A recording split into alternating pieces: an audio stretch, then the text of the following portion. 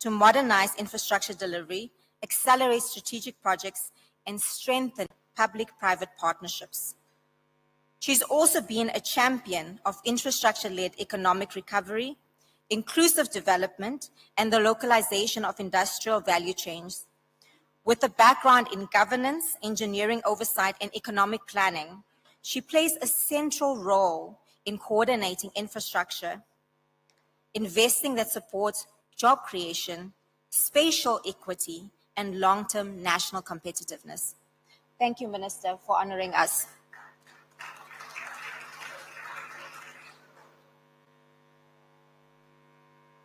Excuse me? There's a lot of noise in there.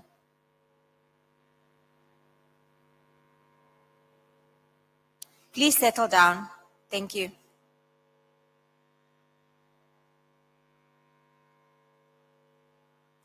I would like to call to the fore Ms. Nardos Bekele Thomas, who is the CEO for ADA and NAPAD. She's a distinguished global development leader.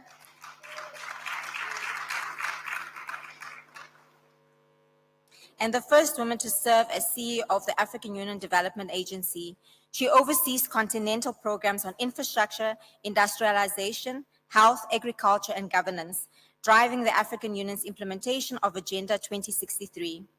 A former UN resident coordinator with decades of diplomatic experience, she is recognized for her unwavering commitment to transforming Africa's development trajectory, strong institutions, sustainable financing, and partnerships that prioritize people-centered growth.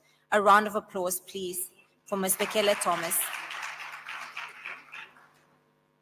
Lastly, I'd like to call to the podium Dr. James Mwangi. He is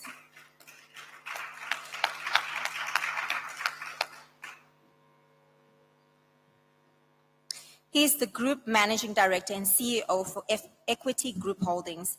Dr. James Mwangi is one of Africa's foremost business leaders and a pioneer in inclusive finance.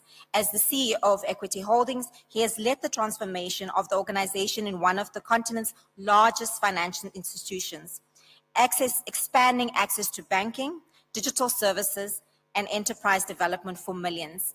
His vision has driven major investments in education, entrepreneurship, community upliftment through the Equity Foundation.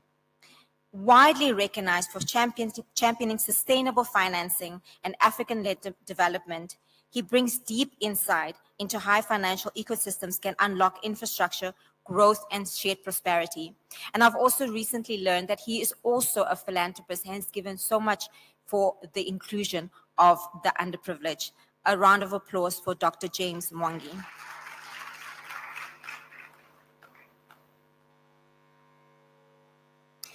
Before we begin,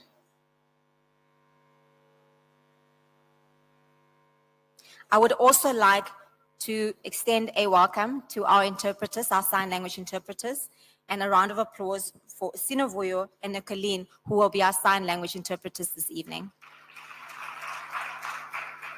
Thank you.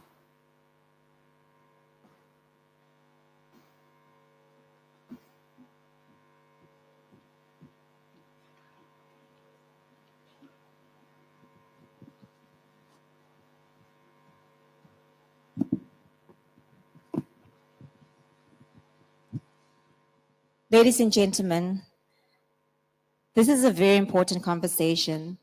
I trust that you will observe the house rules and please have your phones on silent.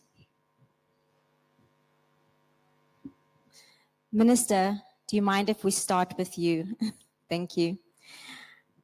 You have done a lot of work in terms of integrating infrastructure and delivering in your portfolio.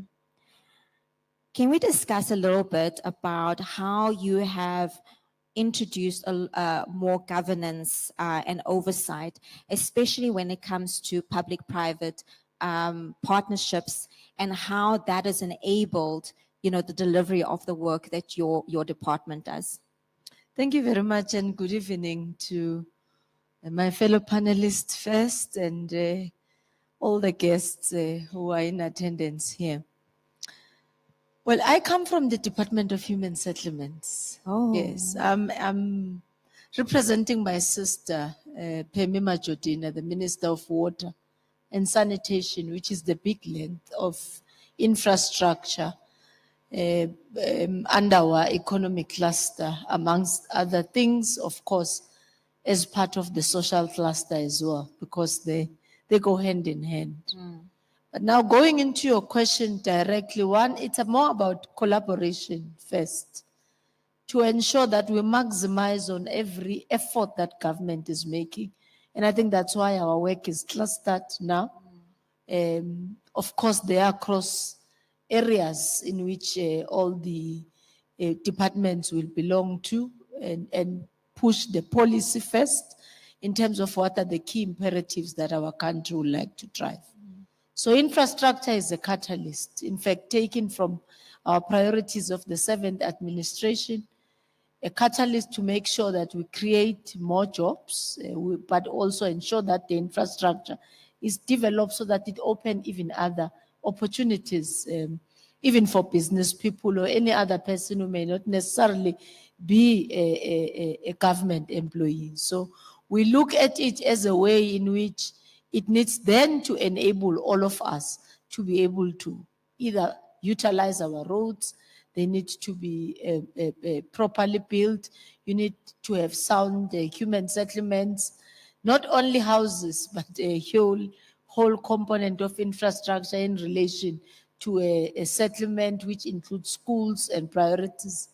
We need blended financing, obviously, which takes us through to public-private partnerships, which are ideal for what we need to do, but open up a door for business and any other external source that could be able to assist the fiscus of government in terms of trying to accelerate the delivery of infrastructure. Coming from minimum resources, mostly, what it indicates is that the fiscus is never enough. The money that government has is never enough to fund the needs of infrastructure that we have. But coming with the history of inequality as well, what it has taught us is that there are areas which previously were highly advantageous and many who were disadvantageous, and they still remain towards the rural edge of the provinces like Eastern Cape, Limpopo, KwaZulu-Natal, and many others, which means we need to go and accelerate and change them in terms of our spatial outlook to ensure that we drive more of the infrastructure towards that direction to make sure that every South African can be able to benefit. If you look lastly into the figures of how then will you drive the economy in relation to utilizing the infrastructure as a catalyst, water in particular. In our South African context, it is a right. We all have a right to access to water, but you also treat it as a business through our entities, where yes, they have an administrative fee that they charge. We have indigent policy where we supply to the poor and the old, people with disabilities, but beyond the supply that gets to be given, everybody needs to be able to pay for it, so that you ring fence that money for the development and ensuring that you then roll out through a bulk system into rural areas so that they too can be beneficiaries of our infrastructure. Thank you. Thank you very much, Minister. I'll follow up with another question. Thank you. If we look at, and specifically leading into the question of housing, if we look at inequality, infrastructure, and especially housing, is a key reason why also we are where we are. If we use, you mentioned the word spatial inequality. If you are on the outskirts of industrialization, if you do not have access to healthcare, you do not have access to schooling, you do not have access to water, to electricity, you cannot actively participate in the economy, right? So we understand in terms of obviously the role of capital, but when we look at the role of planning and how planning is happened in terms of infrastructure specifically, what is happening and what are we doing to ensure that we reduce the access, or we improve the access rather, for people who are on the outskirts? Because capital is not necessarily going to solve that, because right now people are just booming and staying in places, but the infrastructure, there's no clear planning, there's no clear, rules of engagement that says this is how a clinic's going to fit in, this is how a school's going to fit in, which means as the population booms, people remain without access. How are you looking at that and solving for that? Well, I think the rules of engagement that there possibly could be how often do we educate our people on how to do and how to utilize them. And our human settlement policy is very clear. It's providing for the needy, the social housing that government provides for free. And it's a sad day for us that sometimes even this enabler to our society and to our poor people sometimes don't get to be appreciated the way I believe it should. I mean, I can't take a house coming from a fiscus and the taxpayers from South Africans, don't utilize it for even a year and then sell it at not even a value of what it was built for. But we have taken it through as part of what we need to do in educating our people of what is the importance anyway of owning. But I mean, currently we've got around 4,075 informal settlements. But everyone who's in informal settlement does not necessarily qualify for our policy. Our policy, what does it say? It needs to be the elder, a person with disability, a child-headed household. I had a very fascinating story. One person of my age roughly said, no, both my parents are dead. I said, but not, you don't qualify. When we talk child-headed household, we talk about a high school child who for whatever reason would have lost both parents, and he or she is taking care of the younger siblings who are at primary school. As government, we take the responsibility of making sure that we house them, and then social development will take them to school. They will receive food for free. They'll go to a free school paying, and your social network covers them right all the way up to university in terms of payment. Now, this is a deliberate intention of creating equality. We're investing in municipalities more because our regulatory environment mandates that it's municipalities which must create settlements, plan them proper, allocate them proper. We've got interventions and measures which are saying now in the city of Ekurhuleni, Johannesburg, eThekwini, and all that, we're reclaiming back all the government land that is either not utilized or underutilized or even hijacked some of the old buildings. You might have seen we're evacuating people who are staying there with an intention of renovating them and bring everybody into the city center where they will actually benefit on the convenience of where they work, live, and can be given an opportunity to stay. We do not compel a person who's there in the rural areas who still believe it's comfortable for me to stay in Mkandul. But we do build a house, remove them from the mud houses, put them in more protected houses, create employment in ways in which your small business, the Department of Tourism, Public Works through their EPWP programs and all, try and create a life that could also be lived with people making a choice of where they want to live. But we must face the beast called inequality, a road that divides the haves and the have not. And you've got quite a number of that in South Africa, a very ugly picture, actually, where even where we have land, for example, in Palito, eThekwini, and we want to put houses, and they will say, Minister, you're bringing your poor people next to us here, and their houses are going devaluing our own houses. So we've opted to put what we will call show houses and projects which we have completed. Just next to the Gautrain in Midrand, we've got a grand central building, beautiful. It's very inside town, close to public amenities. We'll be getting one building close to the railway station here in the city of Johannesburg. We want to do the same. We've got Konobia and Conradi in Western Cape in the city of Cape Town. Our policy is municipalities must bring people outside the urban edge of the cities, 30 kilometers inward, not 30 kilometers outward. In that way, you're trying to redress.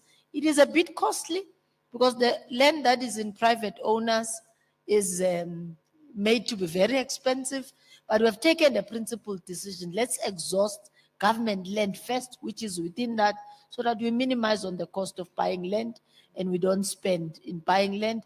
We take old government buildings from any other department, we repurpose, and we're able to accommodate. In eThekwini, we bought a building from Transnet, which used to be a training college. We're repurposing it now to be a facility for young couples who would want to stay in Durban and work there, so that they're not compelled to go and stay in. So it's a multi-purpose bag that we could be able to utilize. But I think we genuinely have to address the issue of inequality, which emanates from spatial discrimination, where the history of our country comes from.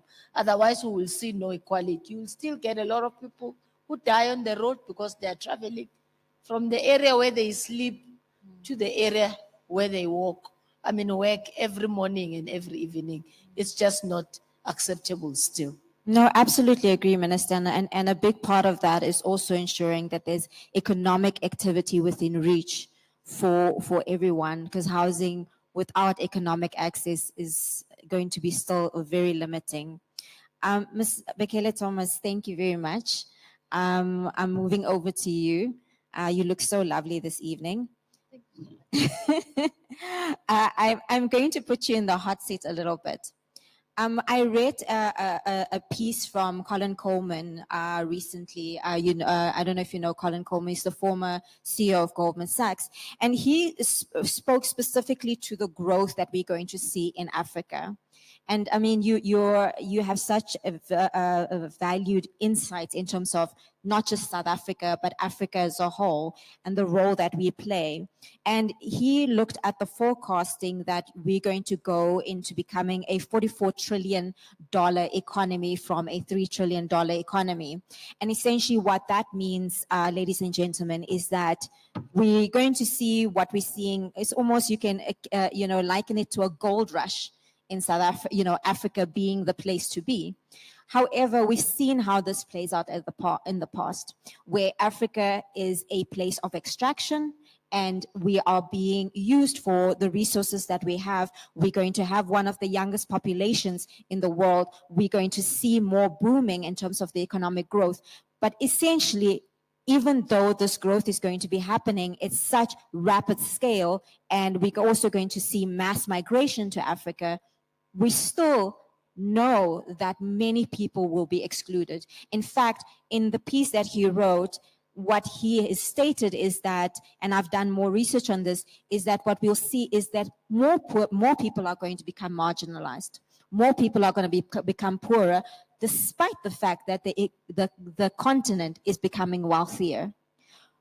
You have a wealth of experience, and I would really like to tap into your insights into how do you think we can leverage infrastructure and we can leverage sustainable growth solutions and finance to help reduce that marginalization, and also introduce policies that will actually ensure that there's inclusion. Thank you very much. I think, it touches on everything. So it's really writing a book, but I'll try to segment that. There is the national, at the country level, actions that need to be taken, which are clear from this morning until tonight. We were talking about, inclusion, participation as a vital ingredient for social transformation. And it's very critical and very important, because we cannot do without our children. We cannot do without this young creativity, innovative mind. We cannot do without the women. We cannot do without the people with, I say, creative ability, not disability, but I call them creative ability, because really the fact that they are managing without having all the qualities that we have really is a creativity. And that is what is missing. And we have to have policies. Minister, in the presidency is here, and I'm so glad that I have got the two ministers. From the national perspective, what I see missing is coordination. Coordination, coordination. You know, each ministry will take its own sector as if it is operating in silos, as if it's growing in silos.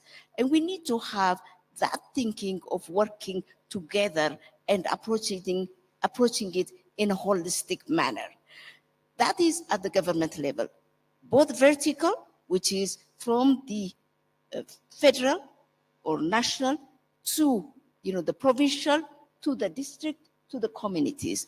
There should be an alignment and vertically aligned planning, vertically aligned budgeting, vertically aligned accountability framework, but also horizontal. Ministers should work together because there is no health sector with the Ministry of Health. Health is really everything. Health is nutrition, so it touches on agriculture. Health is education because, you know, you need to really sensitize the people. Health is finance because you need to get the money. Health is planning. You know, health is industry because you need to develop the pharmaceutical industries. So, you know, it is an integrated approach that we lack in Africa. And in that integrated approach, some countries have come, and this is very important, I'm sorry, because when I was the UN resident coordinator in Kenya, remember during the COVID time, how did we resolve the COVID situation? Because we had a holistic approach. The government decided that it's not going to be a Ministry of Health affair, it's going to be a whole government, not only a whole government, a whole society. We brought the private sector, the foundation, you know, what was it called? We created a foundation where we mobilized resources, private sector were active respondent to the whole COVID. Research institutions were working day and night, you know. Technology centers were on top of, you know, all these technologies that they think they could bring out. So that's how we managed. But it shouldn't be a crisis management that would bring us together. It should be an all day and all, you know, what do you call it, day-to-day activity of the government. And you know, I always say that, how can a planning minister plan without talking to the learning institutions? Because you need the doctors, you need the engineers, you need the nurses. They should plan with you. You will say, I need X number of doctors. They will tell you, okay, for X number of doctors, these are the inputs that I require. And that should be in the planning.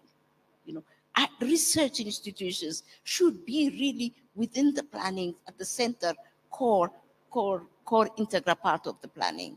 You know, so I think, you know, there is so much disconnect. We need to bring all these things together. And if that happens, I tell you, every country, big or small, will make a difference. You know, So, oh, sorry, continue. Please okay. continue. And then that is at national level. To me, that is very critical and very important. And also, funding is there. The Solidarity Fund of the COVID was a contribution of individuals, the private sector that came. And I've seen and I've worked in many countries where solidarity among the population, the citizens, you know, made a difference. Okay, it's controversial, but you know, it's solidarity fund among nationals that made, you know, the Ethiopian dam to be what it is today, you know. But it's very important that we believe in ourselves and we belong to a country and we are part and parcel of that country in terms of the transformation process. But on the regional side, we talk about regional integration, and the core ingredient to regional integration, you know, is actually infrastructure.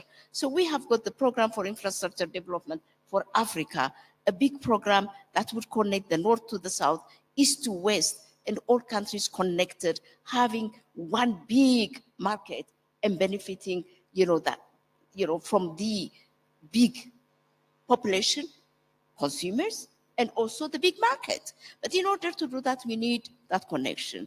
You know, I tell you, we have got 69 projects that are there in the PIDA program. And these 69 projects are from railway to roads to digital to water. You know, they are, you know, all these different, you know, infrastructure programs. And, you know, while we did that for the last 10 years, 11 years at the review, we realized that building 100 kilometers of road is not going to be, you know, giving us the result we want. But around that 100 kilometers, we need an integrated corridor, which would bring the industrial zones, the agriculture parks, you know, settlement, and everything that it requires, including transmission lines and, you know, energy, which are enablers. And these would create, you know, would unlock all the potential of Africa. It will create employment. It will make sure that that we benefit from an integrated market. South Africa can trade with its neighbors freely without any problem. And then we have got the one-stop border, you know, initiative, which is really to make sure that, you know, this logistics flow is smooth. And I think if we really manage that, we'd be able to do, you know, what we think is critical and very important for Africa. A country in Africa by itself will not succeed. 54 countries benefiting from this large market and large consumer base will succeed. And for that, we need infrastructure. Just recently, just to add, we were in Luanda. We had a Luanda Financing Summit. And we were able to present 38 bankable projects. And just to show you that the 38 bankable projects, we mobilized $18 billion in 2 days. The African Alliance, yeah, we need a clap, yes. Yeah, it worked. And, you know, and that was a follow-up to the Dakar. So, you know, it was very important for us to present bankable projects. So one of the missing link was really having these intentions translated in terms of bankable projects. That is also de-risking. And ourselves at the African Union Development Agency, what we do is translate all these programs or whatever into bankable programs to present to investors. These are really viable projects. They're viable projects. From all over the world, investors were there to discuss these projects.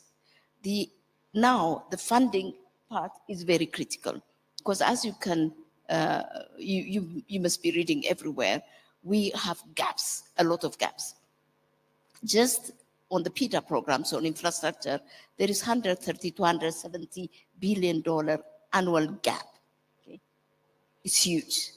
When you take, you know, the infrastructure in terms of health, we need $69 billion annually to make sure that Africa prospers. Okay. When you take about energy, we have a gap of $3 trillion, but when we break it, it will be $100 billion plus, you know, annually. So all these, you know, gaps need to be met. But it's up to now, we depended on public budget, and that's why you see African governments indebted, okay? We depended on grants, we depended to some extent on concessional funding, but all this blended financing plus private investment, you know, is the only way to make it happen. And in order to do that, like you said, we need to de-risk, we need to have guarantee funds. And today, we are creating that by bringing solidarity among the development finance institutions. The Alliance of African Multilateral Development Banks, with a membership currently of 15 financial institutions, is really responding to that. Just in LFS, they took, among the 69, they took 13 projects and they dedicated $1.5 billion as a seed capital to attract, you know, private capital from outside. Out of which they dedicated $100 million for us to develop more and more bankable projects. If we do that in industrialization, in agriculture, in all these sectors, we will succeed. Funding, to me, is not a problem because we have the funds. $1 trillion stuck there in sovereign funds, stuck there in pension funds, stuck there in other sovereign assets. Money, illicit financing that flows out of Africa. The capital flow from, all our youngsters that are in the diaspora. If we manage all this, we will be able to fund some of our programs. And funding is not disbursement. When we talk about development, let's forget about disbursement, expenditure. We have to create mechanisms and systems for investment. Our infrastructure programs are investable projects. Our industrial programs are investable programs. Our manufacturing, pharmaceutical industries that we want to promote, we want to make sure that we are producing 26 medical products are investable programs. So if we do that, I think we will arrive and we will realize our dreams. Thank you very much for that. A round of applause, please. I have to ask two snap questions.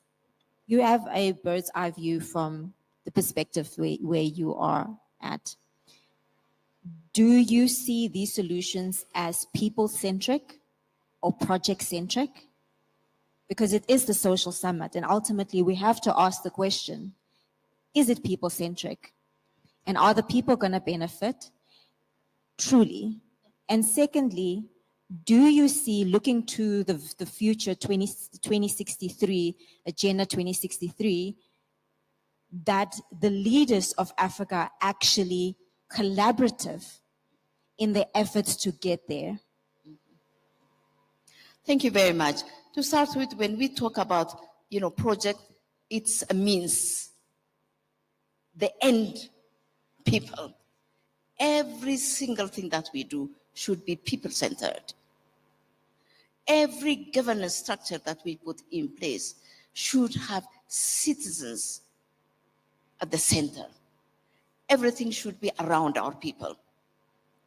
Otherwise, we will be what we are today and even worse, right?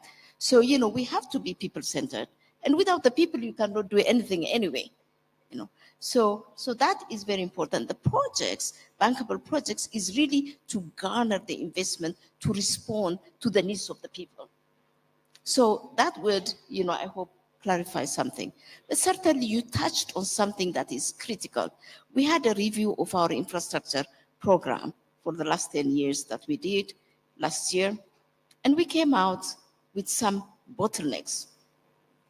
The first bottleneck was the fact that, we were really not paying attention to project preparation. And project preparation is really a risk mitigation measure. As a financier, you can agree with me. So, and it requires money. So we need to invest in that.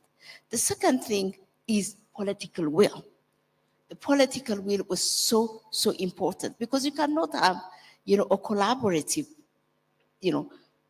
road or infrastructure program unless there is harmonized regulatory framework, unless countries talk to each other, unless they're willing.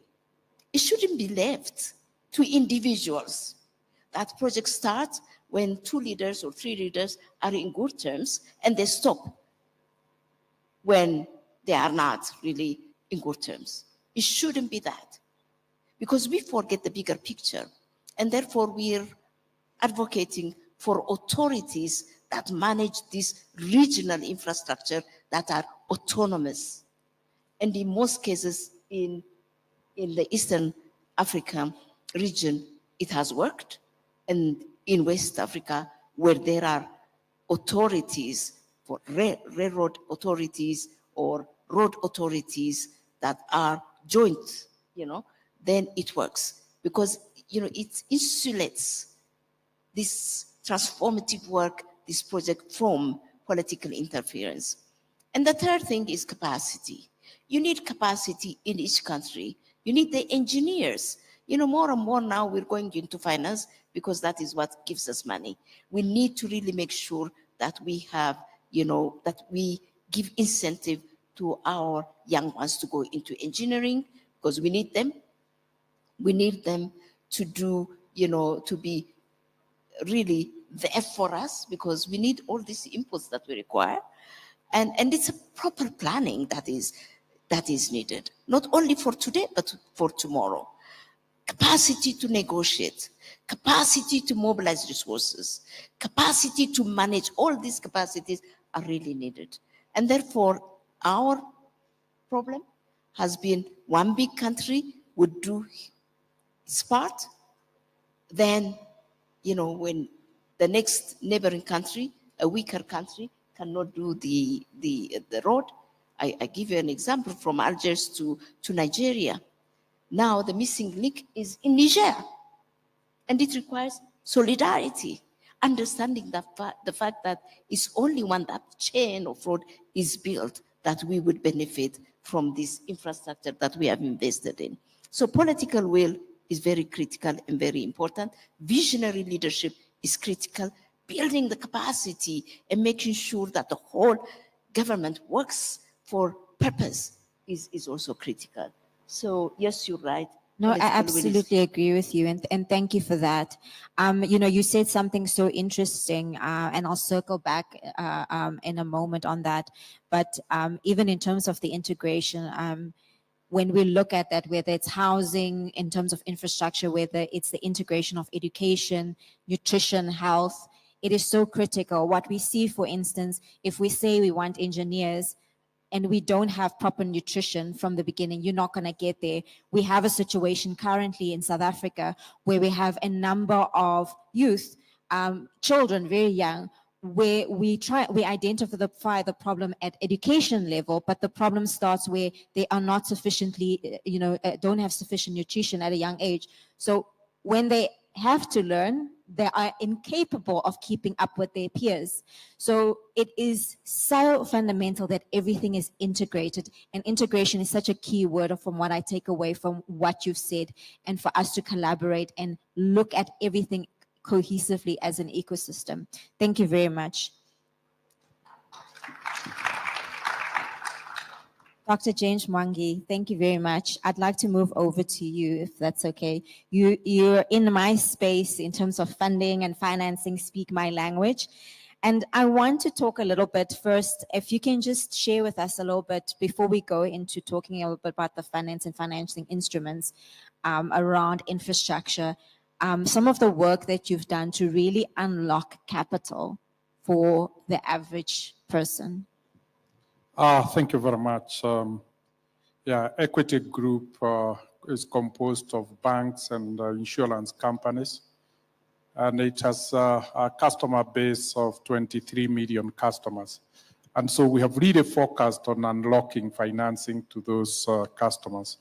The biggest tool we have used is Breaded Finance, where we have called in philanthropists, foundations, development banks, commercial banks, pension funds, so that we can create funding that is appropriate for purpose or fit for purpose.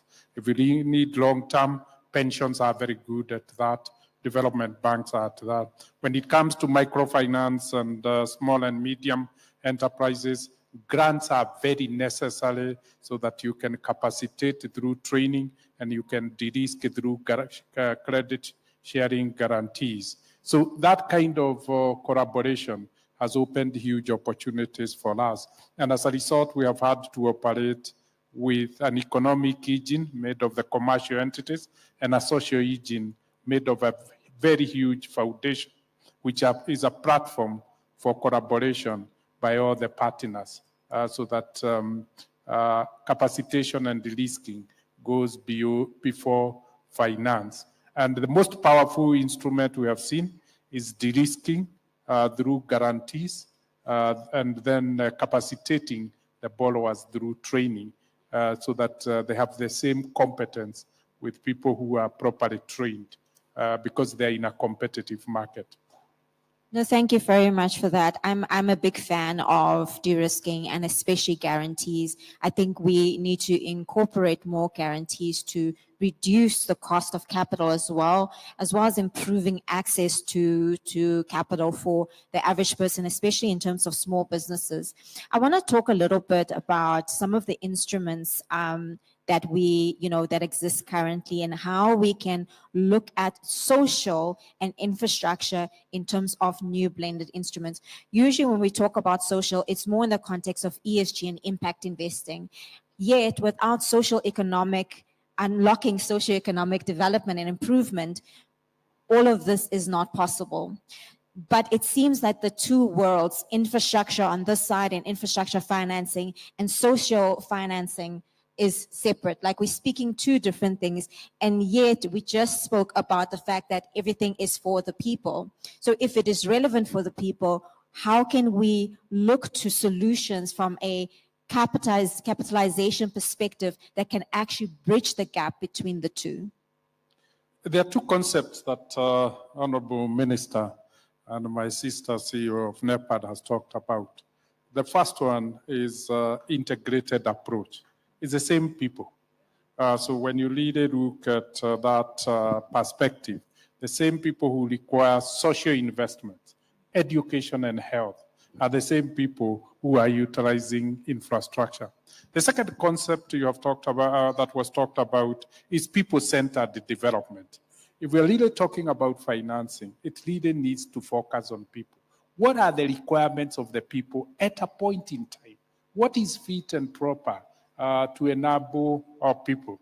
And that is then the investment we need to make, both from the social perspective and from the financial perspective.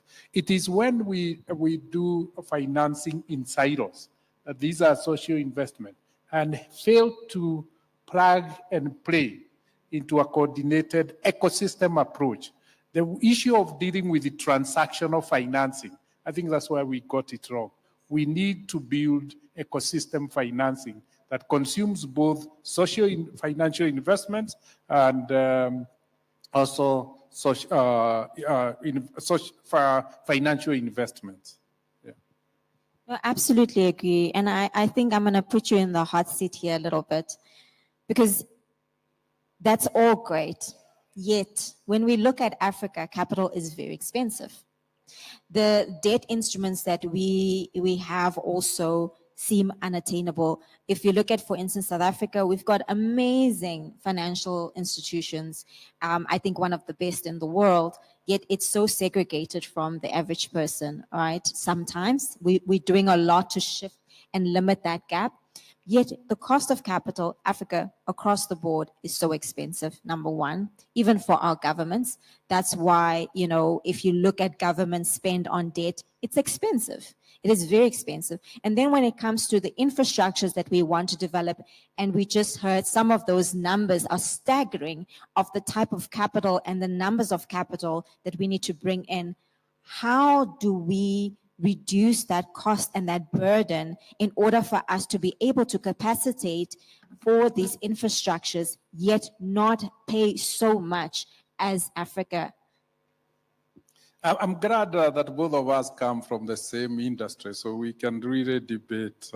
We know very well interest is a market price. No institution creates interest rates. And essentially, if you look at the foundation of interest rate computation, it will take into account inflation, because that really is the starting point, and then it will take the cost of risk. So when you look at African economies, most of them, inflation, most of them target 5 to 7%. That then becomes the starting point of pricing money. Because even if you charge 7, when inflation is 7, you're just you are just recovering the cost of inflation. That is where the biggest challenge is. Can we strengthen our microeconomic factors and stabilize them so that then we have stable? I always compare African interest rates with the Western world. You see most of them inflation is below 1. And our inflation is on average between 5 and 7, and sometimes going all the way to 10. So we start at different bases. The second aspect is the issue of risk. And when you look at risk and the cost of doing business in Africa, it's what has been talked about by the minister, the cost of infrastructure. Where if you look in some countries, including power, every bank will provide generators to its branches because there is no power. That really goes to cost of financing and goes as a component to interest. So we need also to build the infrastructure that reduces the cost of doing business so that those costs are not passed over to the customers. Of course, there is consideration for Africa to put its case that there is perceived risk and actual risk. Data doesn't seem to support the risk premium that Africa pays. The experiences are that Africa pays its debts, but when it comes to borrow, it's priced as if Africa doesn't pay its debt. So the risk premium is something that we all need to debate, we all need to assert so that it reduces the cost of borrowing. Thank you very much. Round of applause for that, please. Very excellent insights. Excellent. I really appreciate your answer. And you know, when I was studying economics, which was a very long time ago, I look a little bit younger than I am. So, you know, one of the first things we taught was gold backed. You know, and we had this debate, and I remember it was such a vivid debate. One of the first in university was around, but if we have the resources, we have the people, we have everything, why are we paying so much as Africa? And I think you've answered that in terms of the risk. How do we leverage what we have and start, you know, kind of putting a stake in the ground to say we have the power to negotiate better as Africans? I think that you have touched the most sensitive issue. It's where we play in the value chains. In Africa, we play at raw material level. So we get the lowest value. I look at, for instance, our natural resources, and you find I'm a small-scale tea farmer. So let's talk about tea, which I understand. When I go to a major hotel around the world, I pay between $5 and $10 for a sachet of 10 grams, the tea bag, when you have your tea in the morning. That's what you see in your bill, you are charged 5 to 7. But when you come to the farmer, the farmer is paid a cent of a dollar. And you wonder, where does $9.9 go to? It goes to those who add value. For us to gain the ability to negotiate, we must be playing at value addition level. We must add value. We trade in raw material and import finished products. And that is where the problem is. And yet, let's look at Africa. Africa has 65% of all arable land in the world. Africa has 62% of all renewable energy that can be developed. But those two are the biggest tools in development, but we have not utilized them. They remain potential. Oh, wow. No, thank you very much. Thank you very much. Round of applause. I'm going to leave it there and just go back to some closing remarks. Minister, I'll start with you. And I want to put something in your inbox as you make your closing remarks. Having heard everything and considering what we need most actually is not just infrastructure and housing, but an ecosystem that's going to industrialize, Yes. create access, Yeah. and enable our people to get out of poverty themselves. We are hardworking. I mean, look, go to a taxi rank at 4 a.m. in the morning and it's packed, right? But what are the things that we can do to enable those things, and what can government do to enable those things to help us move from where we are now to access and enablement and growth?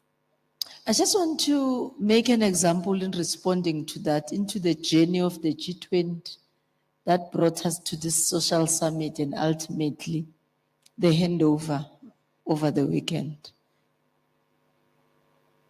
The African Union brought all the African countries together here in South Africa in preparation for this G20 in the Water Investment Infrastructure Summit that they had here in Cape Town in September.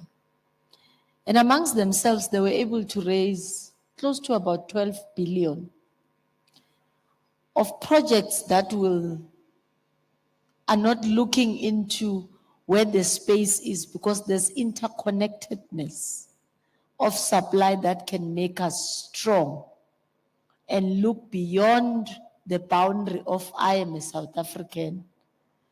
But when the Lesotho Highlands has got more water basket, you look just away because you can't think you can engage in the Zambezi Highland, which can give you more water. To maximize, for example, on your food basket in Venda, which is very close to the confluence of Botswana, Zimbabwe in this instance, or your Lesotho Vaal River project that is coming. So as a result, they were able to identify across the continent 40 mega catalytic infrastructure water-related projects, because they want to respond to the issue that 60% of arable land is in Africa. Then why are we poor? Why are we hungry? Why do we have statistic of stunted children? If we look at it as us resolving the problem as South African individually or as a Kenyan individual, that's where we make a mistake. Because there are areas of strength, if we maximize on them. Where is your area of strength in tea and coffee? Is in Kenya? What does Ghana have? Etc. And you create that ecosystem. If we're going to think the ecosystem is related to my country and your country, we are not going to win. But what does civilization teach us, whether we like the lesson or not, is that people evolve. They know what they deserve. They know what they want. If you don't offer it, they try and follow it where they think it is there. It becomes a responsibility for the one also who receives to make sure that you define what could be developmental in engagement with your sister country and create an entire region and a scope of a continent that could be able to do everything for themselves. I've got a challenge on how we define the ecosystems, which just looks at a small pocket of who we are, because ecosystems don't talk like that. And that is why when you have got disaster, which for me it's the best lesson. In one night, El Nino can hit Mozambique and come to South Africa, hit Botswana and move all the way to Namibia and on the edge of Lesotho, and all of us will run amok, trying to help one another and share. And what did she say? It can't be disaster that teach us collaboration. Because COVID example as well was disaster. The example where we collaborate more, we remember to save life, but we don't remember to plan for this life adequately so that even a potential of each and every one of us in the continent can be able to solve ourselves. I think we need more of such discussion and engagements. And I do hope that they will not end because G20 is an event and it passes, but it will rather help us to cement the relations so that we can emphasize on this collaboration for us to be able to achieve integration. If we are not one, we are not together, our continent will not go anywhere. Thank you. A round of applause for the Minister. Your words give me a lot of confidence in our leadership and the way forward, and that you truly are passionate about what you're speaking about and what you're doing. Thank you so much, Minister. Another round of applause, please. That's a powerful, powerful view and sentiment to have, especially, considering that we're hosting G20. It's not just about hosting. It's about what comes next. They call it planting seeds for the trees that you won't sit under. And this is essentially what we're doing today. Thank you so much. I want to just move on, Ms. Bekele Thomas, to you for some closing remarks. And I want to just maybe also put something in your inbox, as is my nature. What do you believe we can highlight for African leaders, given everything that you've said, for them to take home and consider in terms of how we integrate and how we move forward? There's so much in terms of planning that's been done and so many strategies. Sometimes it feels like we talk more and do less, but we know that we're doing. And how do we fast track that as a catalyst for our future growth? I think there are fundamentals in all what we say, and I want to be honest because I'm not a politician, I'm not a business person, so I do not depend on government. So, I can be very, very clear. We have to have governments that think beyond their term. Whatever governments do, it should be beyond them. Not their interest. It shouldn't be a popularity, game. It should be something fundamental that they would do that would transform countries. Because we have this tendency of going into, being elected, then our planning is 5 years. Okay, fine. What do I show for my constituency? What do I do? It shouldn't be like that. It should be a long-term transformational thing. That's number one. The second thing is we are, as Africans, we have to have our fundamental values in place. Reclaim our values, our principles. Corruption is killing, our continent. So, bleeding, all these wastages and leakages, we could do so much with that. So that is the second thing. But this is internal, right? But the most important thing is that without collaboration, we cannot function. I mean, solidarity is of critical importance. My sister talked about this solidarity.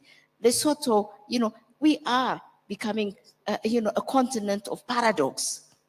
There is abundance and there is poverty. And, we need to really make sure that the solidarity responds to that. The supply and the demand match. Lesotho, water in abundance, okay? Now we're drawing, like you said, the water, flowing to help, South Africa, but also Botswana transmission. These are things that we should do. And this is what integrated programs, connectedness does for us. The most important aspect is industrialization, and I'm glad, my brother, Dr. Mwangi talked about it. The value chain, the supply chain, the forward and backward linkages are critical for Africa. We can talk about our potential and potential and potential. Potential does not feed people. Potential does not give employment to people. We need to add value. We need to have that chain. We need to beneficiate our critical minerals that are being extracted. Blaming others will not help us. We need to look inward and question ourselves and respond. And that is what I would really, plead to our governments and leaders. We did an impact study to look at each country to identify the growth pillars so that we can build nationally the value chains around those growth pillars, but also regionally we've found, some growth pillars. We have identified 5 clusters which we are working on now, okay, in terms of value chains. The first is agriculture, certainly. We need our agro-businesses. We need to feed our people. We need to build dignity pride in ourselves, and we cannot beg for food. The second thing is manufacturing in terms of our pharmaceuticals, because 90% of our medical products come from outside. We need at least to produce our essential products. We have identified 25 essential products with 45 nascent at different levels industries which we can build and be self-sufficient in terms of our vaccines, in terms of our malaria pills. Can you imagine? Antibiotics from India. What kind of, so we need to do that. So pharmaceuticals. The third one is what we call automation. But, to me, automation might not be really, as important as the semiconductors. We need industries for semiconductors, So we have identified around 5 of them, to really build that at a regional, continental level, the value chain, supply chain. What does value chain do? It's not just producing for producing, and inherent in that is employment. We create employment.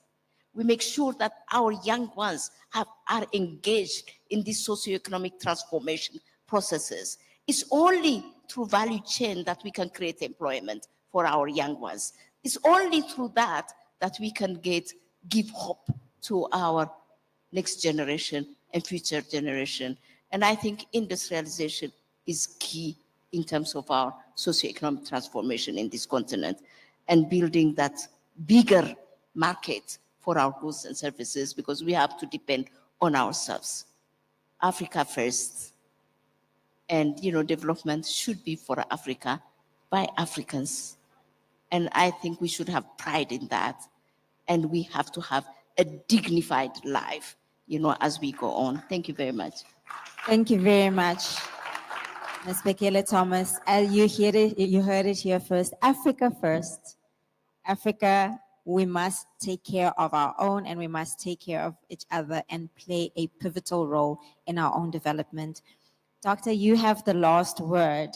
And I would like to ask, what do you think, as you make some closing remarks, the role of the private sector is and should be in unlocking capital for infrastructure growth? Thank you very much. A very central question. And to put it in perspective, if we look at the market cap of the listed companies in the world, it's 25% larger than the global GDP. It shows the position of the private sector and the capability of the private sector. I think 2 things come to mind. The first one is creating space for private sector to be involved in development financing because it has huge capital. GDP is lower than the market cap of just a few companies, because the listed companies, whether it's South Africa, whether it's the US, they are much fewer, but their wealth is more than the global GDP. Then we are in an awkward position where private good exceeds public good. So we must rethink the capitalism model. Yeah. We're seeing around the world, and especially in Asia, where they're moving towards social capitalism. And not saying that capitalism isn't important, but at which point is it no longer about growth, but about individual wealth, accumulation and wealth hoarding, as they state? Yeah, I think in India, for instance, they have come up with a regulation where 2% of the revenue of a private sector goes to social investment, goes to finance education, goes to finance health. We must really think, how is the private wealth being generated from public resources? If you look, human capital is developed using public resources, but goes to work for the private sector. Shouldn't the private sector be involved in development of the human capital of the future? So those are the arguments that we need to really argue between ourselves, and particularly here in Africa. No, absolutely. And all private sector also benefits from it. So it is very important. As we close off, I want to say thank you firstly to the Minister for her grace, as my brief got the title wrong, so I apologize for that, but thank you for your grace, Minister. You have been exceptional. And thank you to our panelists for your insights and your knowledge. It is truly world-class, and I hope we all walk away here a little bit wiser, a little bit more ready to get involved in the change that we want to see. Thank you very much. A round of applause, ladies and gentlemen.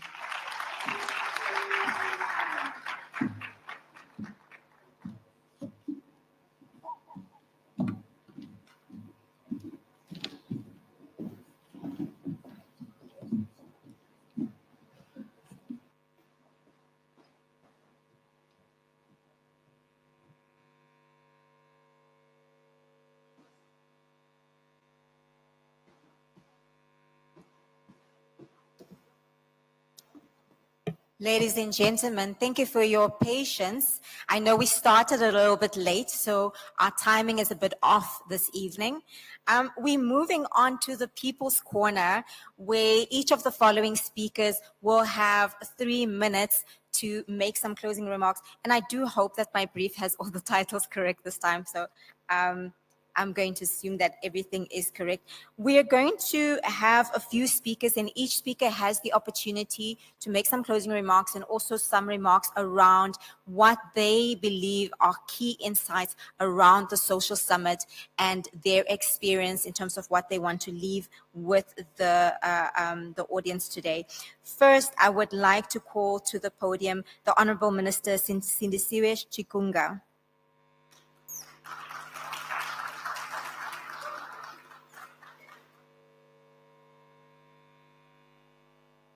Thank you very much, Minister. The podium is yours.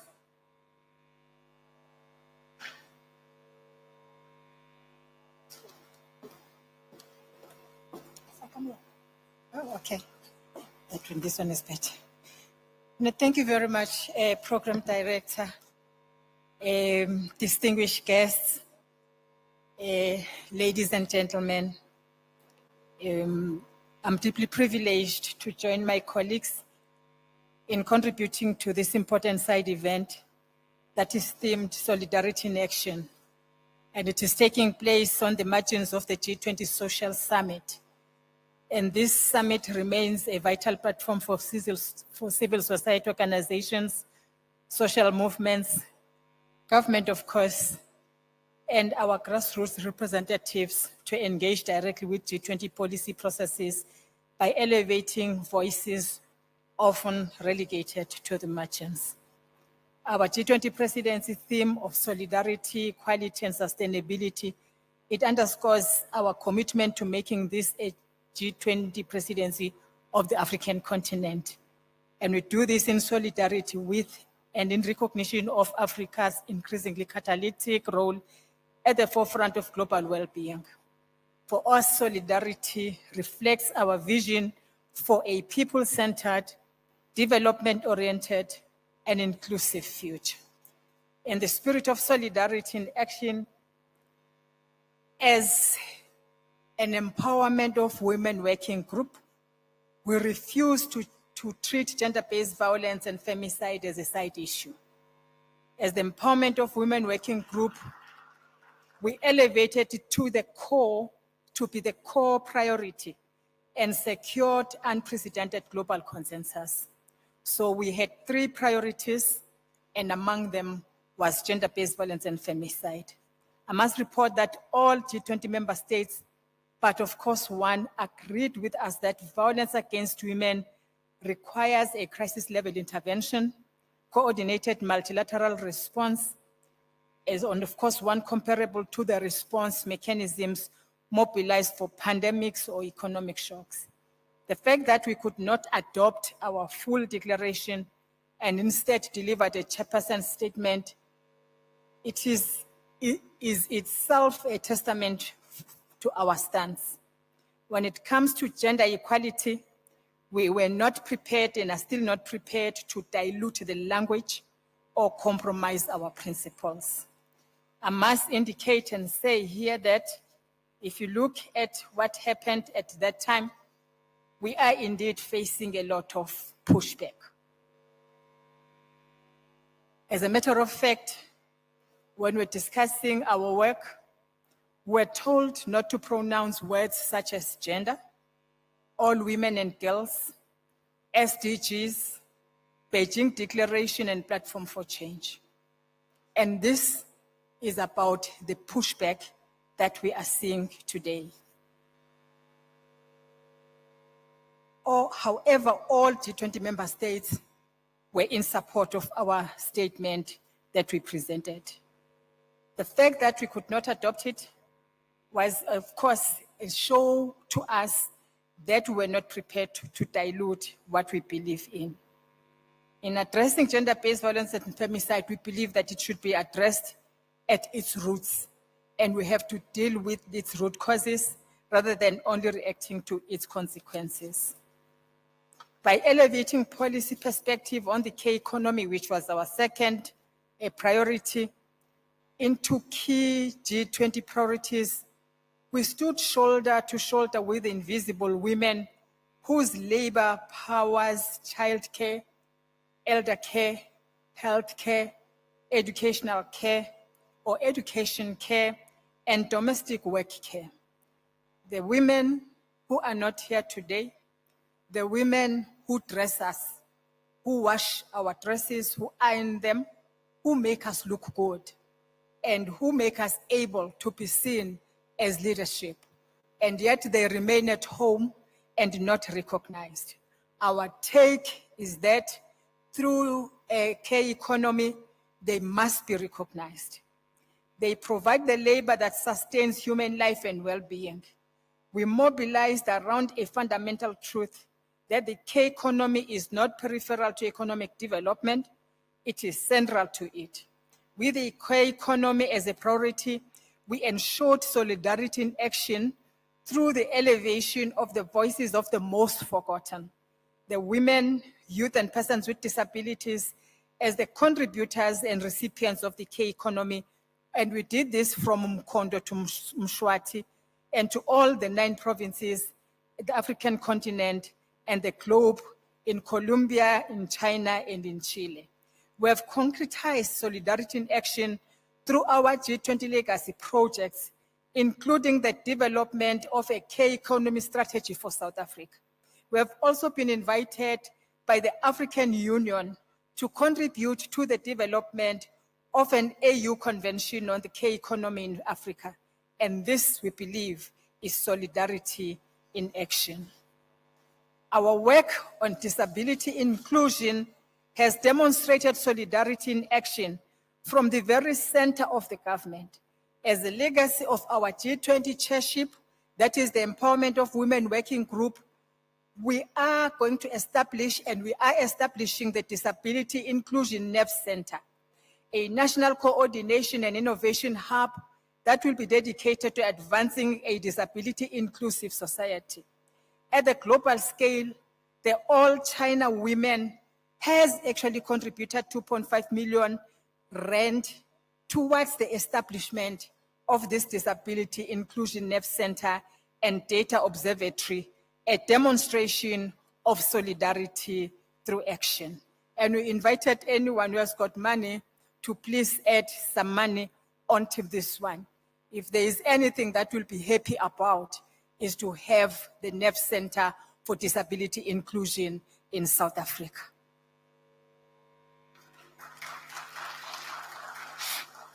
Just this past week, we demonstrated what solidarity in action looks like.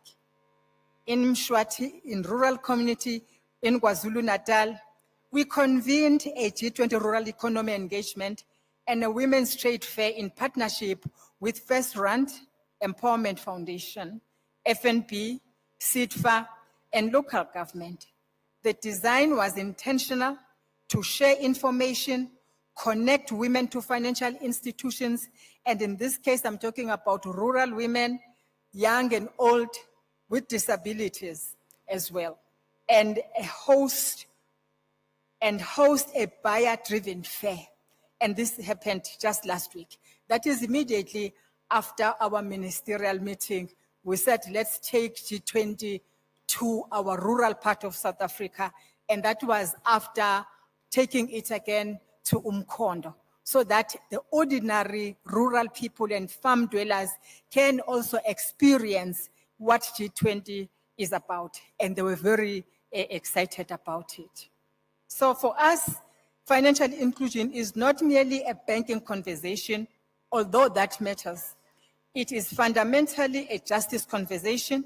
It is about ensuring access to affordable digital payments, e-commerce, accessible credit, inclusive markets, and the removal of structural barriers that limit coordination. However, I must emphasize again the issue that we are saying from the most powerful, that is the pushback. And I want us to commit that we are, even if we are being pushed back by the most powerful, but against their pushback, we will offer relentless resilience. Against their pushback, we will offer unyielding resolve. And against their pushback, we shall push back against their pushback. I thank you very much.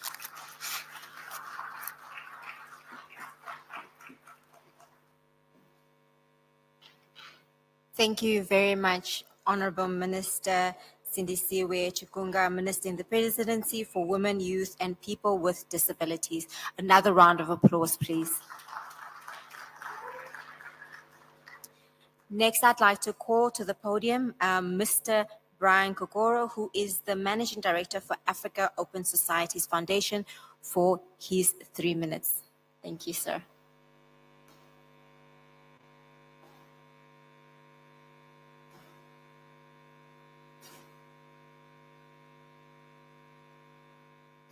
I stand on existing protocols. I do realize it's late in the day. Friends, the G20 social has focused in South Africa on fundamental questions that pertain to several things, but let me highlight 3 since time is of the essence. The first one is that global development, national development, Pan-African development, in order to be truly transformative, has to center people, their priorities, their issues, and their aspirations. And the one thing that had been missing from African development speak is that a lot of time was invested in poverty fixing, in misery fixing, in addressing the consequences of behaviors of others, omissions perhaps on our part, whether those behaviors were what caused humanitarian, climate and other crises, or things that resulted in the cost of capital for us to be able to transform the state of our economies to be as high as the panel said. We also focused on matters of debt and financial sustainability. Note, I'm not using the term debt sustainability. The fundamental issue, as we heard from earlier panels, is that the entire global system was designed to keep the continent and much of the developing world in a condition of servitude, where any attempt to industrialize, any attempt to transform our economies to achieve any matter of economic or financial sovereignty would actually be scampered by the fact that if you rely on external sources, the cost of that money will be too high. If you try to leverage domestic sources, in some instances, it was controlled. The second thing that was made clear by the G20 or the social is the fact that we ought to have 3 conversations at the same time. The first conversation is addressing global inequity and inequality, the skewed or rigged system that was described on the stage. The second is that we have to leverage non-traditional, including our own resources, in order to develop. What are those sources? Number one, UNDP just released a report that says the township economy in South Africa is about 1 trillion rands. We know remittances are way larger than foreign direct investment or ODA coming to this continent. Number three, we know that people in their own solidarity economies are generating more value, creating more sustainability. Other women bailing out the state through care work or care economies, or informal, so-called informal sectors that are producing value. So what the G20 social has placed on the table is that Africa needs to create the frameworks that enable it to create wealth in order to enhance its own ability to negotiate better deals, whether in critical minerals or better cost of finance. And that includes things such as the Sovereign Wealth Fund. We are in solidarity as the Open Society Foundations of the idea of achieving financial and economic sovereignty through the creation of wealth infrastructure that is contributed to by Africans and African resources. And we believe that the steps taken by bankers, taken by other African high net worth individuals and ordinary Africans to start contributing to kitties that will be applied in order to de-risk investment in crucial sectors and to address humanitarian and other factors, as well as to create intergenerational wealth and possibilities of transformation is key. Lastly, we want to echo the voices that we've heard across the G20 social, which are that the global economic system, the global financial architecture that has created ultra wealth without accountability or responsibility needs to be revisited. We believe that taxing the uber wealthy or the super wealthy, we believe that building more inclusive financial system and also building social infrastructure that enables people, healthcare workers, that enables caregivers, that enables ordinary citizens to actually thrive is key. Ultimately, Africa will not develop simply from getting more capital.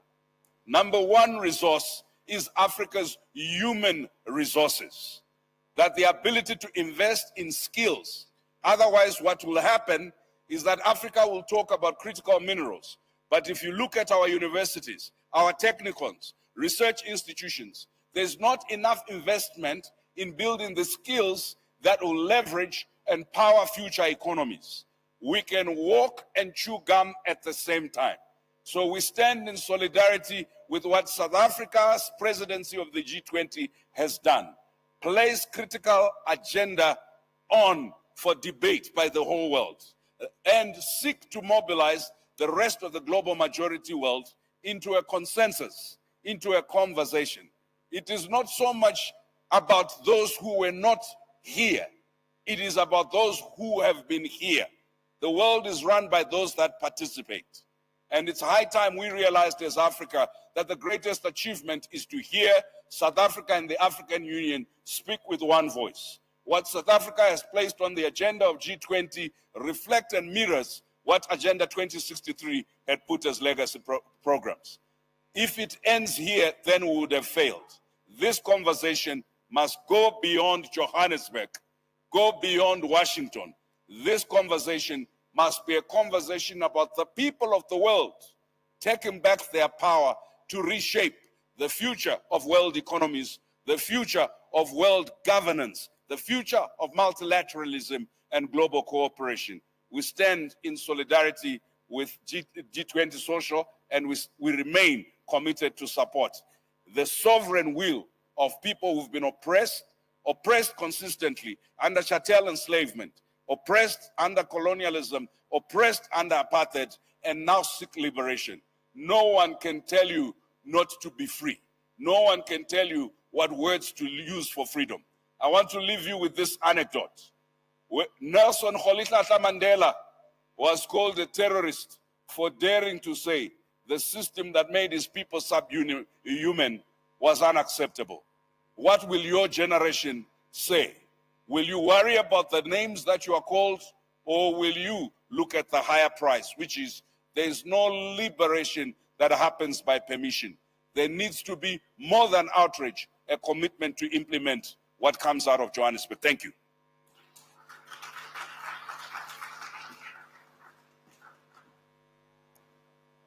Thank you, Mr. Brian Kagoro. Next, I'd like to call to the podium the Honorable Deputy Minister for Sports, Arts and Culture, Ms. Peace Mabe. Ms. Mabe.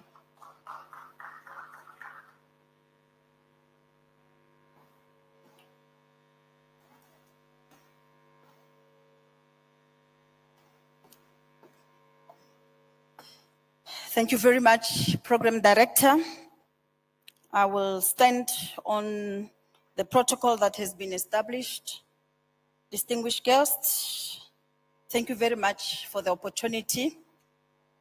On behalf of my Minister, Gayton McKenzie, I would like to appreciate the time and the opportunity. Distinguished guests, this summit reminds us that no country can overcome social challenges alone. We need global solidarity, not only in words, but in shared commitments, fair partnerships, and respect for diverse national experiences. True multilateralism must center human beings, not just markets. Civil society is the conscience of any democracy. You bring lived experience, innovation, and proximity to communities in need. As policymakers, we rely on your insight to seek us grounded, honest, and responsive. Without a strong civil society, participation is weakened and democracy becomes hollow. You are the ones who knock on doors, run shelters, organize youth programs, fight for rights, and articulate the concerns that may never make it into boardrooms or negotiation rooms. The summit recognizes that no government can claim to serve its people if it does not listen to its people. And this People's Corner is one of the platforms through which this listening takes place. You delegates gathered here bring lived experiences, expertise, and moral clarity. You bring agency to the global agenda, and you remind all of us that development must be people-centered or it will fail. The arts and culture sector, the portfolio of which I am happy, proud to be part of, is often underestimated in global policy discussions, but never in communities. Whether through music, theater, literature, dance, visual art, or storytelling, culture has always been a powerful force for healing, identity, and transformation. In South Africa, culture has carried us through oppression and into democracy. It continues to build bridges, open minds, and inspire new possibilities. Throughout the world, cultural workers preserve heritage, foster dialogue, and ignite imagination. As policymakers and social partners, we must protect and invest in the arts. We must place artists and cultural workers at the center of social development because culture shapes how societies think, feel, and respond to each other. Distinguished delegates, this People's Corner is more than a session.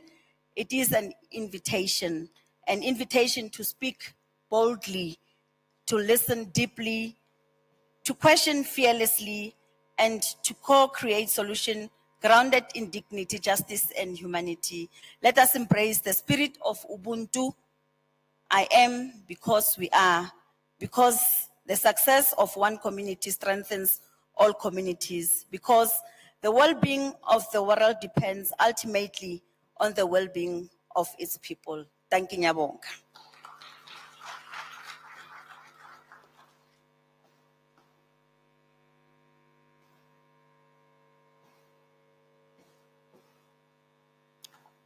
Thank you very much, Honorable Deputy Minister, Ms. Peace Mabe. Next, I'd like to call to the podium Mr. Stefano Palmieri, who is the President of External Relations Section of the European Economic and Social Committee. Mr. Stefano Palmieri, thank you very much. The stage is yours.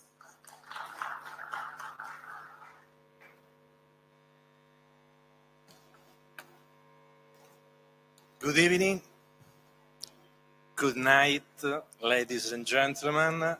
No, sister and brother, because only sister and brother stay with me at 8 and 10 to hear my words. Thank you.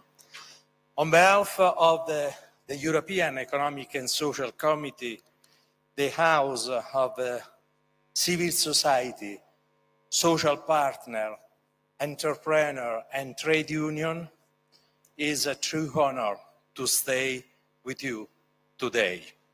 And I would stay to speak about the main topic of this event, reforming global governance for solidarity, equality, and sustainability. This must start with recognizing the role of civil society, ensuring that people, women, youth, workers, and local community, and people with disability are active shapers of the decisions that affect their lives.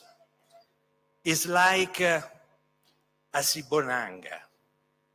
You remember the Johnny Clegg song dedicated to Madiba. We have not seen him, but they hear the voice of him, the voice of the protester in the street. And the civil society have to give this message, their voice, loud and clear. The involvement of the civil society must happen in many transformations. For example, the artificial intelligence. We must ensure that artificial intelligence is built on human rights, transparency, accountability, and inclusive design. We call for human-centered ethical framework that prohibits social scoring and mass manipulation, while encouraging innovation that serve society. High governance must be global, and civil society must be engaged at each stage. Design, monitoring, oversight, not simple consultation. And in this way, we can neutralize the digital divide among people and among countries. A key tool for national economic development is to ensure a supportive financial system.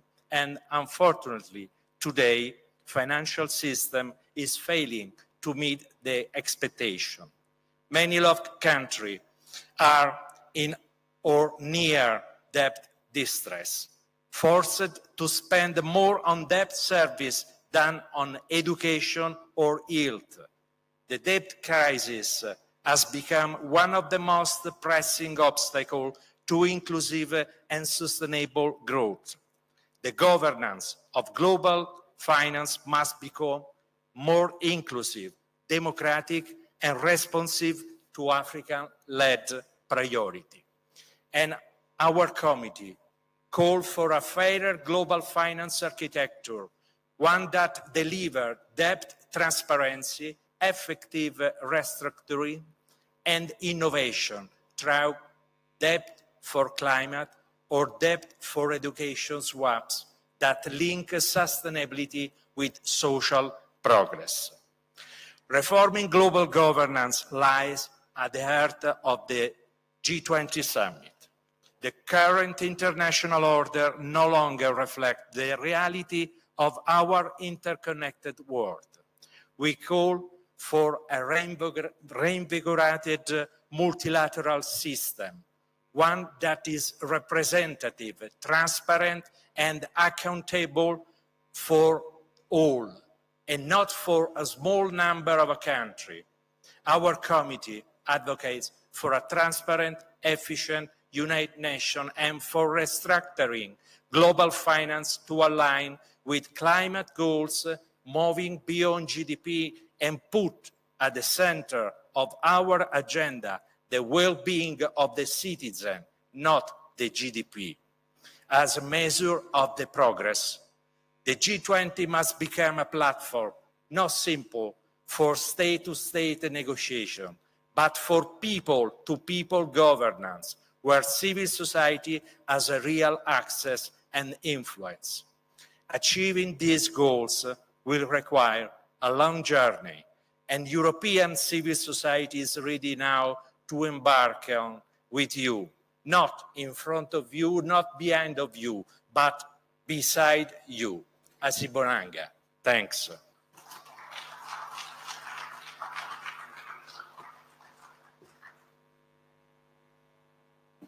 Thank you very much, Ms. Palmieri, for those very poignant remarks. Next, I'd like to call to the podium Ms. Lebu Ramafoko, who is the director of Ramafoko Associates.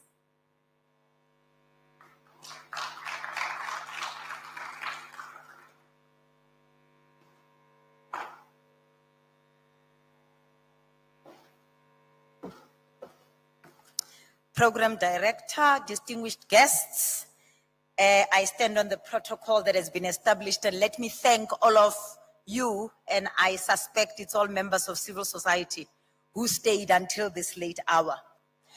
As South Africa was preparing to welcome leaders from different parts of the world, women organizations organized by Women for Change, who are also here, organized women and firstly called that on Friday we withdraw our labor in solidarity to the many women that we have lost.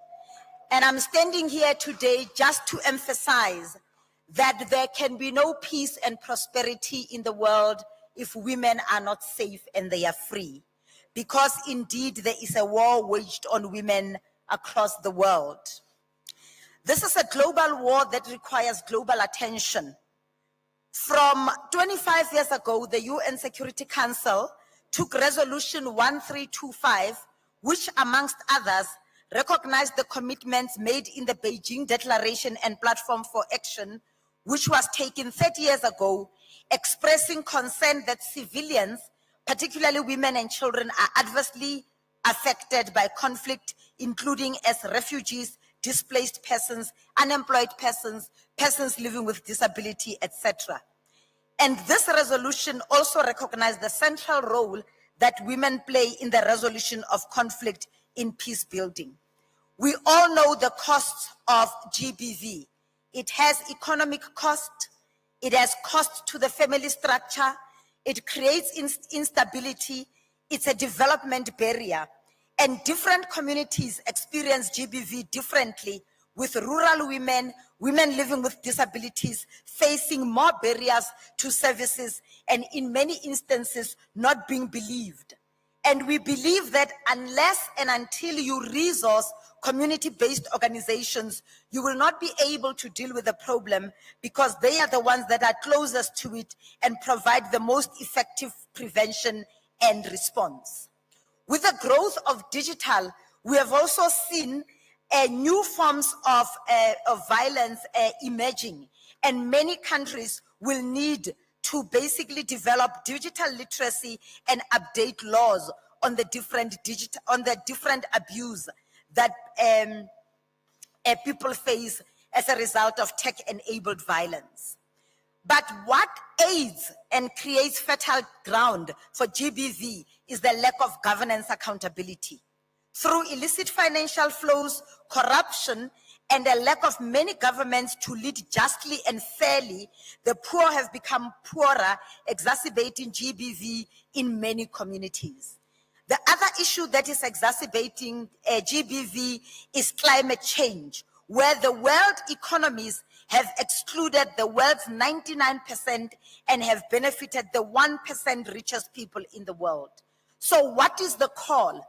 The call is for multilateralism to put people and planet at the center, is to put the issue of GBV as one of the issues that will create lasting instability if we do not call to it. So today, although I can't speak to it because it is an initiative that was started by Women for Change is we are inviting all women and all civil society organizations to stand in solidarity with the 1 million people who heeded the call of Women for Change, for women to withdraw their labor on Friday, for all of us to gather in different places and say enough is enough.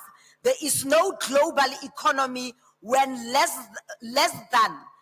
more than 50% of the population do not feel safe. And this violence, it has a gender and it has a color. It is mostly Black women that are affected by gender-based violence. And we cannot allow wealthy countries that build their economies on extraction and exploitation refuse to support our countries with gender-based violence. But equally, we cannot allow our own governments to not show the political will, to not show the kind of commitment and resourcing that is needed to address this issue. It is a national disaster, and we call on our president to declare it as such and bring together all the resources that will focus on dealing with it. Enough is enough when 16 days is seen as a way of gathering civil society in buses, calling them, giving them t-shirt, giving them food, when in fact cases and rape kits are not in police stations and they go home to be beaten and raped. Thank you.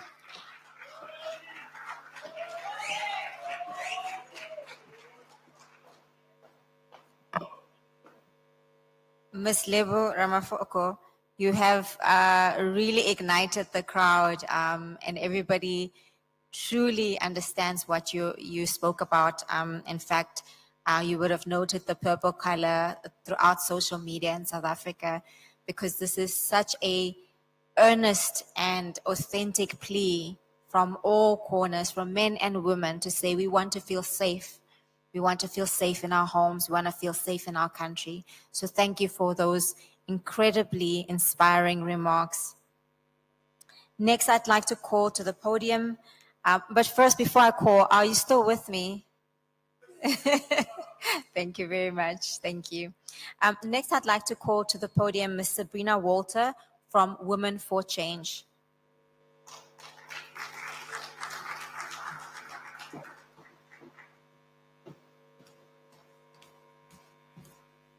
Good evening, honorable members, and I guess more civil society. My name is Sabrina Walter, and I'm the founder of Women for Change, an organization that has been fighting at the forefront of gender-based violence since 2016. I stand here today not as a founder, not as a director, but I stand as a woman, as an activist, and someone who deeply cares.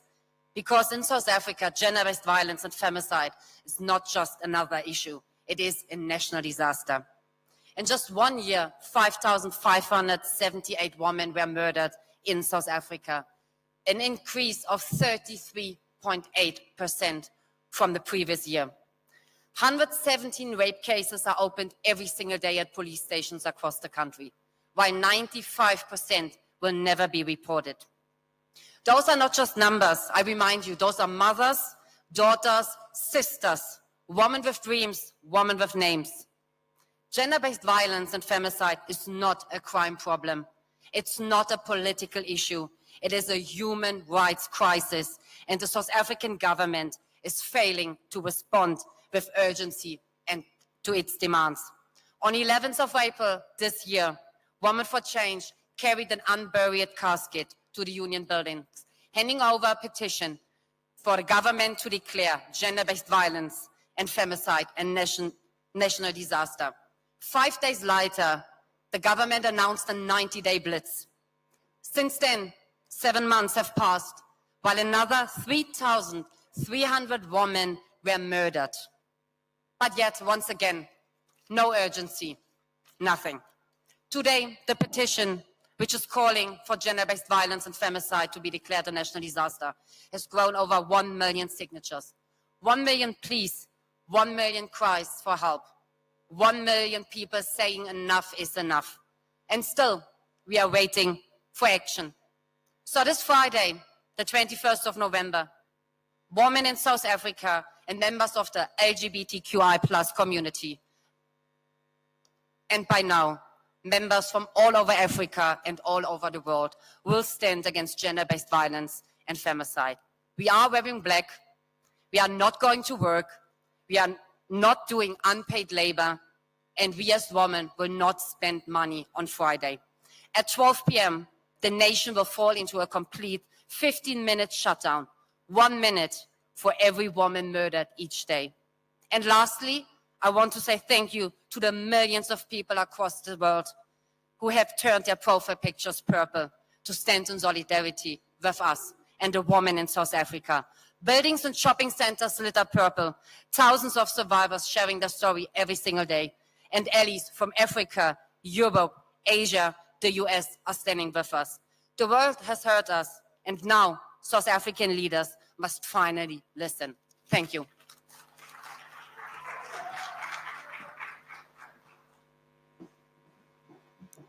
That is a truly painful statistic, 50 women every single day. Thank you very much, Ms. Sabrina Walter, for your commitment to driving change and keeping us safe as women. Thank you very much. We saved the best for last. A lady I know very well who is deeply passionate and a social activist in South Africa for so many reasons. I'd like to call to the stage Dr. Sindiswa Mzamo, who's the Global President for Circle of Women.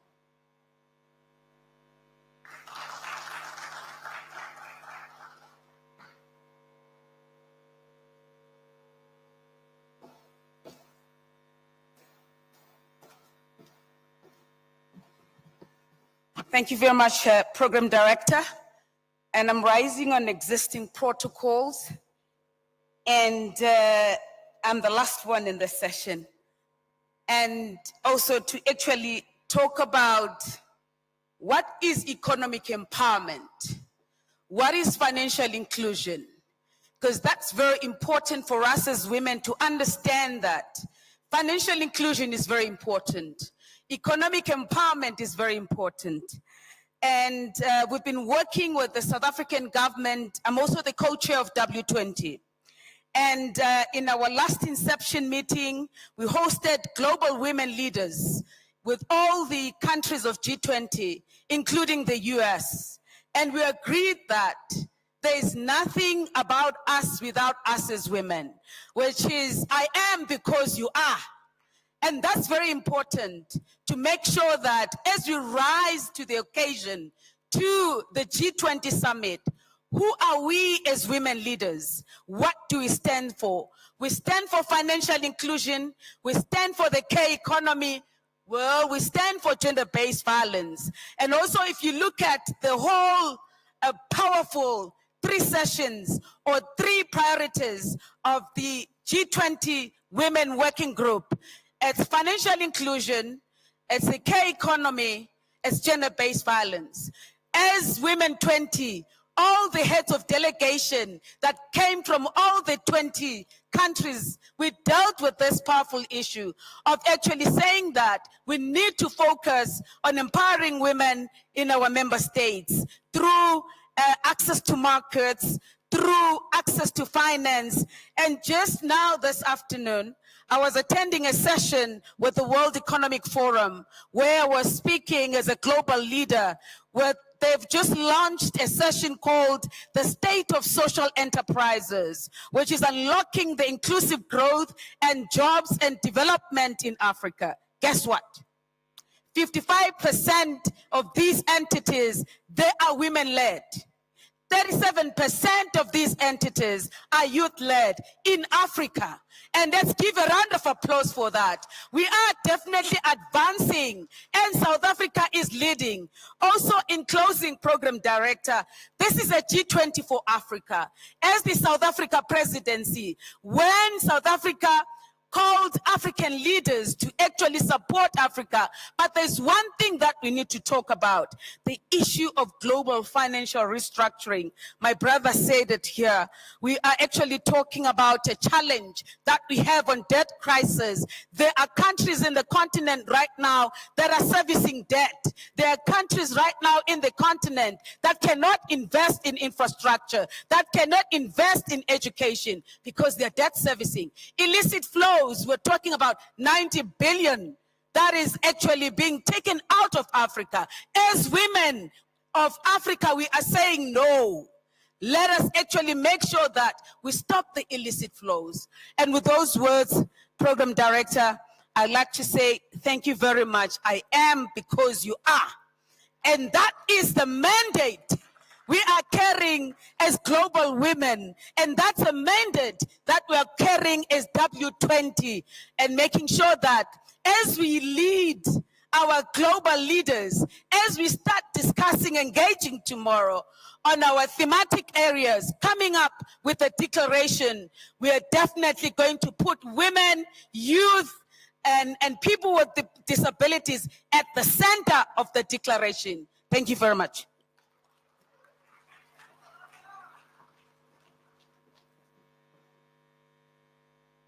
Absolutely, the best was saved for last.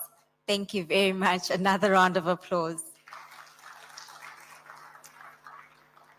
Ladies and gentlemen, I think the key question is, as we progress to Agenda 2063, and we're looking to become one of the leading economies in the world, we're going to see a lot of change. We're going to see a lot of industries coming into our country. We can see now currently all the summits, everything being here in Africa, right?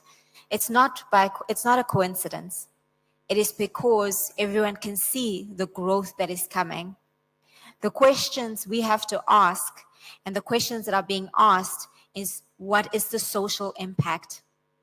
How do we ensure that we not once again get left behind? That the most vulnerable, that the poorest and the marginalized of our communities are continuously just that, the poor and the marginalized.